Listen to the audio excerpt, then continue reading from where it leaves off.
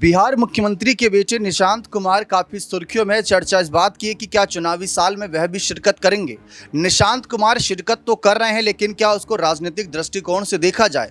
जी आप सभी को बता दें कि हाल ही में निशांत कुमार बख्तियार पहुंचे। बख्तियार पहुंचने के बाद वही एक सवाल जो पिछले काफ़ी समय से उनका पीछा नहीं छोड़ रहा है कि क्या आप अपने पिता की राजनीतिक विरासत को संभालेंगे। जब ये सवाल सीधे तौर पर निशांत कुमार से किया जाता है तो देखिए उनका क्या बयान आता है। ये बख्तियारपुर हमारा घर है, पिताजी मेरा दादा दादी का घर है। यहाँ पापा भी यहीं पले पड़े, मैं भी बचपन में यहीं पे रहा हूँ, खेला हूँ। तो आज ये बख्तियारपुर पे आया हूँ। पिताजी ये गंगा जी का पुनर्जीवित किया है उन्होंने। खानसुरपुर से लेके ददौर तक ड्रेजिंग हुआ है नदी का, फिर उसका साफ़ सफाई करके बख्तियारपुर तक मिलाया है।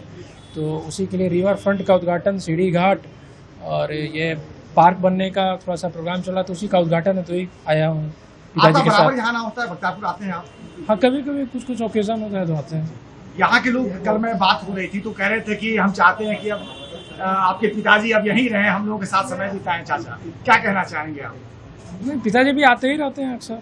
आपको लगता है कि अब मतलब कि एक राजनीतिक रूप से अगर वो छोड़ते हैं तो फिर ऐसा कुछ नहीं है, आते ऐसे भी आते रहते हैं, वो मिलते हैं यहाँ पे लोगों से। देखा आप सभी ने किस तरीके से निशांत कुमार ने जैसे ही वो सवाल सुना, विरासत की बात आई या अपने पिता की कहीं ना कहीं जो कुर्सी उसको संभालने की बात आती है, ये हमेशा चुप्पी साध लेते हैं।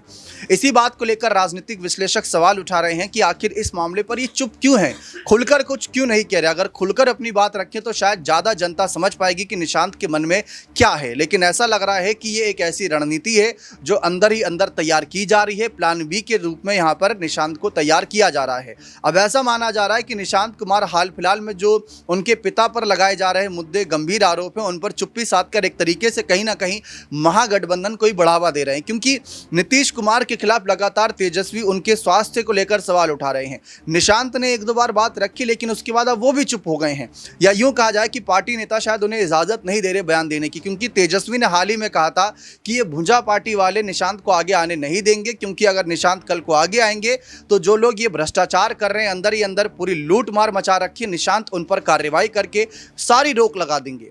तो इस पर बहुत सारे सवाल खड़े हो रहे हैं। फिलहाल अगर निशांत का मन नहीं है राजनीति में आने को लेकर तो वो क्लियर स्पष्ट शब्दों में कह सकते हैं, लेकिन बार बार इस सवाल से बचना कहीं ना कहीं अलग अलग मायने निकालता है। फिलहाल देखना दिलचस्प रहेगा कि अगर निशांत राजनीति में आते हैं तो उनकी तैयारी क्या रहेगी। क्या बीजेपी के खिलाफ उनका मोर्चाबंदी रहेगा? क्योंकि अमित शाह जी के बयान के सुनने के बाद तो ऐसा ही लग रहा है कि निशांत को अब आगे आना होगा, कुर्सी संभालनी होगी, और उनकी लड़ाई उनसे हो सकती है जिनके साथ उनके पिता लंबे समय तक बने रहे। देखना दिलचस्प रहेगा कि आगे रणनीति क्या बनती है। बने रहें चैनल के साथ। बहुत बहुत शुक्रिया।